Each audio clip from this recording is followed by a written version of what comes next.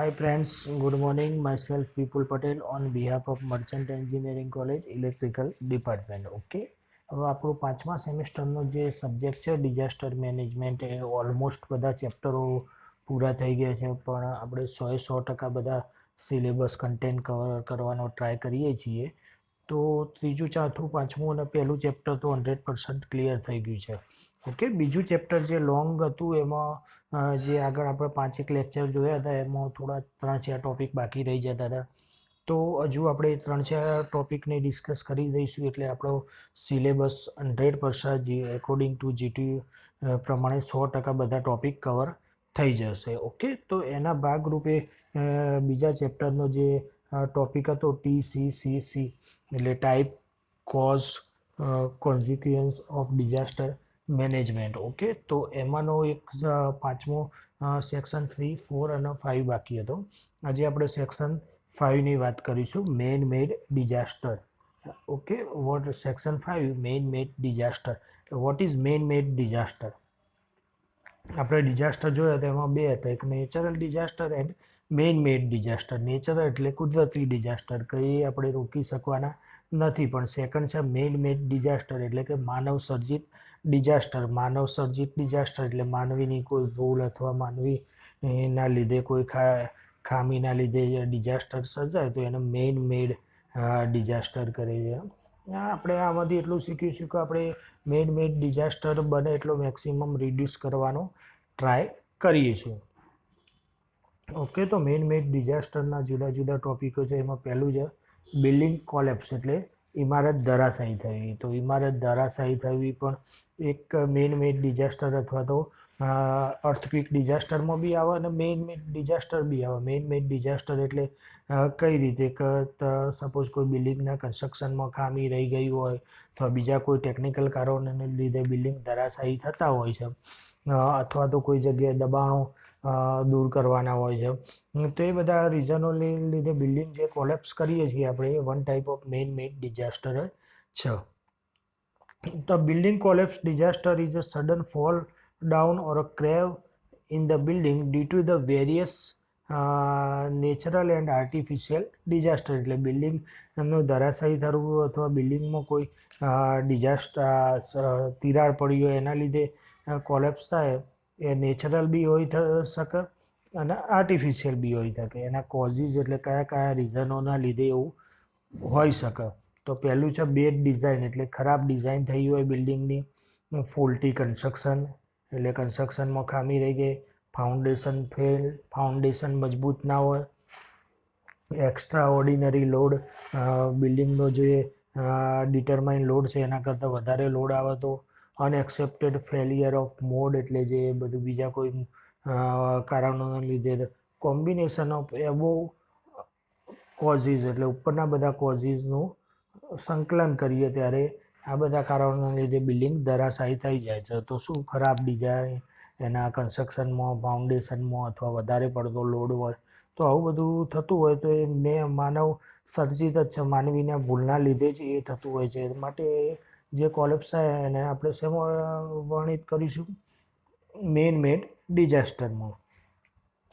Factor affecting the building performance and damage કે બિલ્ડિંગનું જે પરફોર્મન્સ છે એને કયા કયા ફેક્ટર અફેક્ટ કરશે.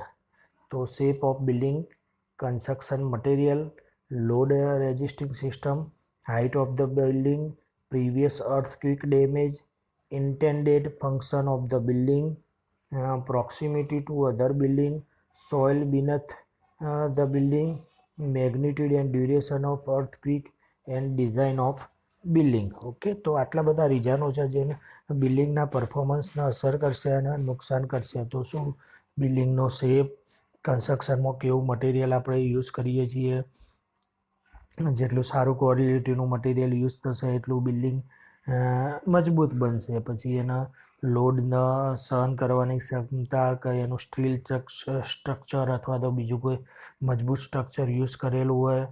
પછી હાઇટ, જેટલી બિલ્ડિંગની હાઇટ ઊંચી હોય એટલી એનું કોલેપ્સ થવાના ચાન્સ વધારે હોય છે. તમે જોતા હશો ઘણા શહેરોમાં મોટી મોટી બિલ્ડિંગોની પરમિશન આપવાની બંધ કરી દીધી છે.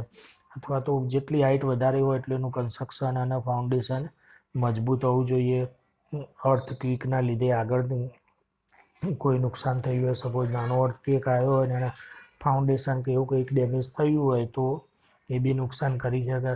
ઇન્ટેન્ડેડ ફંક્શન ઓફ બિલ્ડિંગ, જમીનની મજબૂતાઈ, પછી કોઈ નાના નાના ભૂકંપના આંચકા આવતા હોય તેના લીધે બિલ્ડિંગને નુકસાન થયું હોય તો એ બી ચાન્સીસ છે કે ભવિષ્યમાં એ બિલ્ડિંગ ધરાશાયી થઈ શકે છે.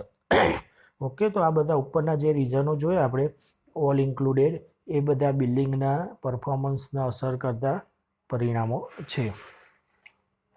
Effect or consequence of building collapse. The collapse of structure including building may result in death or a serious injury to employee or public. Building કોઈ ધરાશાયી થતું હોય, તમે ઘણી વખત ન્યૂઝપેપર કે ટીવીમાં જોતો હશો કે આ કન્સ્ટ્રક્શન સાઇટ ઉપર આ ડેમેજ થયું તો એ બિલ્ડિંગ પડી ગયું. સુરતમાં થોડા ટાઈમ પહેલાં એક આખો બ્રિજ પડી ગયો હતો. તો આ બધી મોટી મોટી બિલ્ડિંગનું કન્સ્ટ્રક્શન ચાલુ હોય તો એમાં કોઈ ટેકનિકલ ખામી કે એના લીધે કોલેપ્સ થાય તો ત્યાં કામ કરતા વર્કરો અથવા એમ્પ્લોયીઓ સિરિયસ ડેમેજ થાય અથવા તો એમનું મૃત્યુ બી થઈ શકે છે. It may damage the existence structure, એટલે જે કોઈ નાનું જગ્યાએ ફોલ્ટ થયો હોય તો બાકીના સ્ટ્રક્ચરને બી નુકસાન કરશે. There is a loss of property, એટલે પ્રોપર્ટીનું નુકસાન થશે. કન્ડિશન મેકિંગ બિલ્ડિંગ સસ્પેક્ટેબલ કોલેપ્સ, એટલે કે કોલેપ્સ થવાના શું ચાન્સીસ. ટાઈપ્સ ઓફ કન્સ્ટ્રક્શન, એની ઉંમર, એટલે અમુક બિલ્ડિંગની આયુમર્યાદા હોય. કોઈ તમે જોતા હોય 30, 40, 50 વર્ષ જૂનું ઘર હોય તો કેવું થઈ જતું હશે, કારણ કે એમાં ફૂલ થવા મળે. Length of time of fire burn, material use અને વર્કમેનશીપ, આ બધા એના રીઝન છે કે કારીગરો કેવી રીતે કામ કરેલું છે, કયું મટીરિયલ યુઝ કરેલું છે, અગ્નિથી કેટલું નુકસાન થયેલું છે, કેટલી ઉંમર થઈ છે, કયા પ્રકારનું કન્સ્ટ્રક્શન યુઝ કરેલું છે, એ બી બધા બિલ્ડિંગના ધરાશાયી થવાના એક કારણો છે. ઓકે, તો આ બિલ્ડિંગ કોલેપ્સના આપણે કોઝિસ જોયા, એના ફેક્ટર, એના પરફોર્મન્સના કયા કયા ફેક્ટર અફેક્ટેડ થાય છે એ બધું જોયું. ઓકે, નેક્સ્ટ આપણે જોઈશું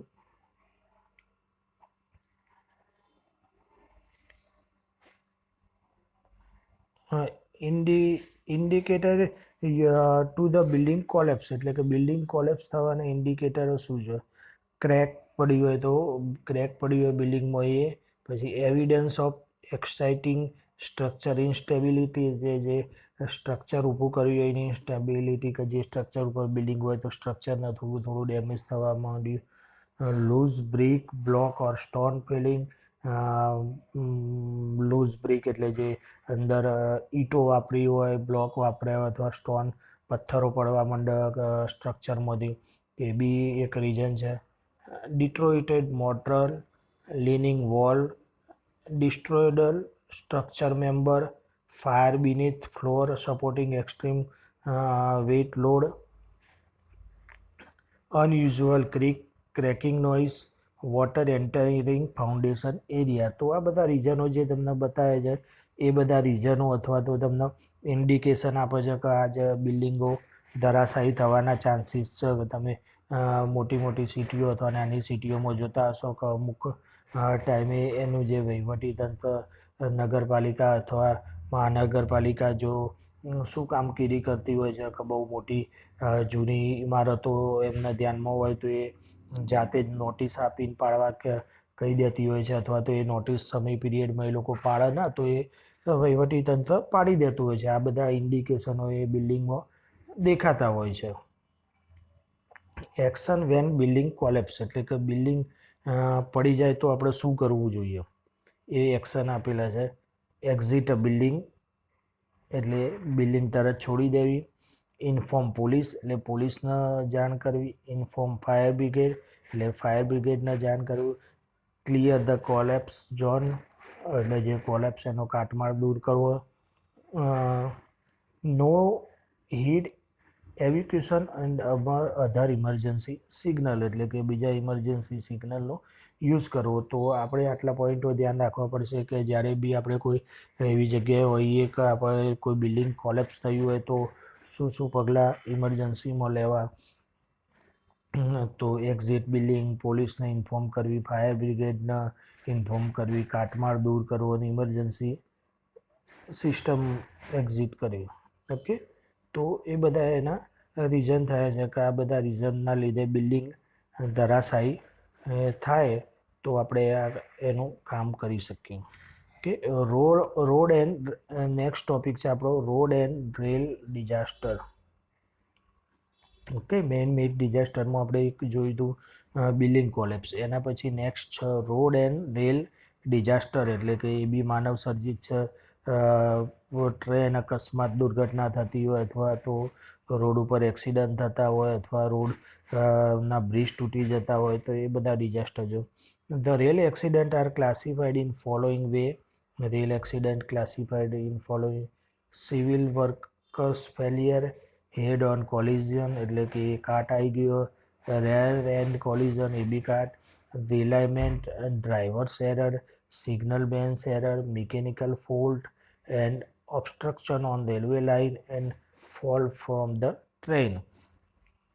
એટલે ટ્રેનના અકસ્માતો થતા હોય છે એ તમે ઘણી વખત જોતા કે સિવિલ કામમાં અથવા તો કોલિઝન આવી ગયું હોય, ડ્રાઈવરની ભૂલ હોય, સિગ્નલ આપવાની ભૂલ હોય અથવા કોઈ મિકેનિકલ એરર હોય અથવા તો ટ્રેન એકબીજાને સામે અથડાઈ જાય તો આ બધા ટ્રેન અકસ્માતના રીઝનો છે. વારે ઘડીએ તમે પેપર અથવા ન્યૂઝપેપરમાં જોતા હશો કે આ ટ્રેનનો આ અકસ્માત થયો, ટ્રેન પાટા ઉપરથી ખસી ગઈ અથવા તો સિગ્નલ ભૂલના લીધે બે ટ્રેન ભેગી થઈ ગઈ. તો આ બધા ટ્રેન અકસ્માત છે એ બી વન ટાઈપ ઓફ કેવા છે મેન મેડ ડિઝાસ્ટર જ છે. Common causes of train accident, જે મેજર કોમન કોઝિસ છે ટ્રેનના: train or parts that are defective એટલે કે ટ્રેન અથવા એના કોઈ પાર્ટ્સમાં ડિફેક્ટિવ હોય, નેગ્લિજન્સી બાય કંડક્ટર એટલે કંડક્ટરની અવગણનાના લીધે, ક્રોસિંગ ધેટ આર ઇનકોર્પોરેટેડ એટલે ઘણી વખત તમે ફાટકોના ક્રોસિંગ જોતા હોય છે, ખુલ્લા ફાટકો હોય છે, તો એ બધા એક પ્રકારના કોઝિસ જ છે ટ્રેન એક્સિડન્ટના. Safely gates not in place એટલે જે એના સેફ ગેટ ના મૂકેલા હોય, અનએડ્યુકેટ મેન્ટેનન્સ ઓફ ટ્રેક એટલે ટ્રેકનું મેન્ટેનન્સ થતું ના હોય. ઘણી જગ્યાએ બહુ રેર પાટા હોય એવા કે જ્યાં એનું મેન્ટેનન્સ ના થતું હોય, કાટ આવી ગયો હોય અથવા એનો બોલ્ટ નટ કે એ બધી સિસ્ટમ ઢીલી પડી ગઈ હોય તો ટ્રેન આખી એ ટ્રેક ઉપરથી નીચે ઉતરી જાય છે. ફોલિંગ ઓફ મિકેનિઝમ એટલે જે યાંત્રિક ખામી છે. માલ ફંક્શનિંગ ટ્રેન સિગ્નલ ઓર લાઇટ કે જે એનું ફંક્શનિંગ છે સિગ્નલના લાઇટનું એના લીધે. સુબેટોઝ ઓફ ટેરર એટેક એટલે કે આતંકવાદી હુમલો થાય, બેડ વેધર ઓર પર્ટિક્યુલરલી ફોગ એટલે દિલ્હી કે એમાં જોતા હોય છે કે ધુમ્મસના લીધે ઘણી બધી અકસ્માત ટ્રેનો રદ કરવામાં આવી તો એવું ઇમરજન્સી ધુમ્મસ કે આવી જતું હોય છે. તો આ બધા ઉપરના જે રીઝનો થાય ટ્રેન અકસ્માતના રીઝનો છે, બરાબર, જે આપણે ફરતી વાર આપણે એક એક જોયો આપણો બી ખ્યાલ છે કે કયા કયા રીઝનો લીધે ટ્રેન એક્સિડન્ટ પોસિબલ છે. મિકેનિકલ ખામી હોય, પાટા પેલું એ થયા ના હોય, હવામાનમાં શું કહેવાય ધુમ્મસ આવી ગયું હોય, તો આ બધા મેઇન કોઝિસ છે ટ્રેન અકસ્માતના. ઓકે, તો આપણું જે રોડ અને રેલ ડિઝાસ્ટર હતું એમાં રેલ ડિઝાસ્ટરનું ક્લાસિફિકેશન થયું, કોમન કોઝિસ એટલે કે કયા કયા કારણોના લીધે ટ્રેન અકસ્માત પોસિબલ છે. એના એ કન્ટિન્યુ આપણે કરતા જોઈશું કે consequence and effect of train accident એટલે કે ટ્રેન એક્સિડન્ટ થાય તો શું થાય, લોકોના જીવ જાય, પ્રોપર્ટીના નુકસાન થાય, ટાઈમ બગડે, ટ્રાફિક સિસ્ટમ ટ્રેનનું અટવાઈ જાય, પછી ટ્રેનની જે રેલવેની રેપ્યુટેશન હોય એ ડેમેજ થાય. તો આ બધા મોટા મોટા અસરો છે. એની અસરો છે મેઇન અસર તો શું કે લોકો મરી જાય અને પ્રોપર્ટીના નુકસાન થાય એ. Okay, clear. તો એ બી વન ટાઈપ ઓફ ડિઝાસ્ટરનો પ્રકાર છે.